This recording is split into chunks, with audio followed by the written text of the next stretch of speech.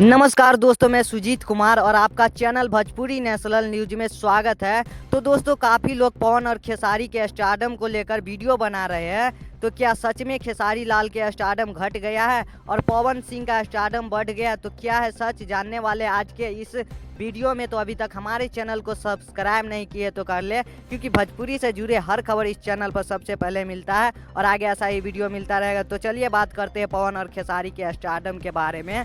तो दोस्तों, ये बात सच है कि खेसारी लाल यादव के स्टारडम 2022 के बाद बहुत ज़्यादा गिर गया है, जो कि आप लोग देखिए सकते हैं। खेसारी लाल के गाना आते हैं तो एक दिन में ठीक से 1 लाख लाइक भी क्रॉस नहीं कर पाता है, जबकि पहले गाना आता था तो एक दिन में 1 से 2 लाख लाइक क्रॉस करता था और व्यूज 2 से 3 मिलियन तक जाता था। लेकिन अब क्यों नहीं मिलता है? तो दोस्तों, इसका सबसे बड़ा कारण है बहुत गाने को रिलीज करना। जी हाँ दोस्तों, बहुत गाने को रिलीज करना और अच्छे गाने नहीं लाना। आप लोग देखिए सकते हैं, खेसारी लाल महीने में 15 से 20 गाने गाते हैं, लेकिन उसमें से 2 से 3 गाने ही बज पाता है। वही पवन सिंह महीने में 2 ही गाना लाते हैं, लेकिन अच्छे लाते हैं, तब जाके पवन सिंह मार्केट में बज पाते हैं। हाँ तो दोस्तों, आप लोग समझ गए होंगे कि हम क्या कहना चाहते हैं। तो दोस्तों, आज के इस वीडियो में इतना ही। मिलते हैं नेक्स्ट वीडियो में, तब तक के लिए बाय बाय। जय हिंद दोस्तों।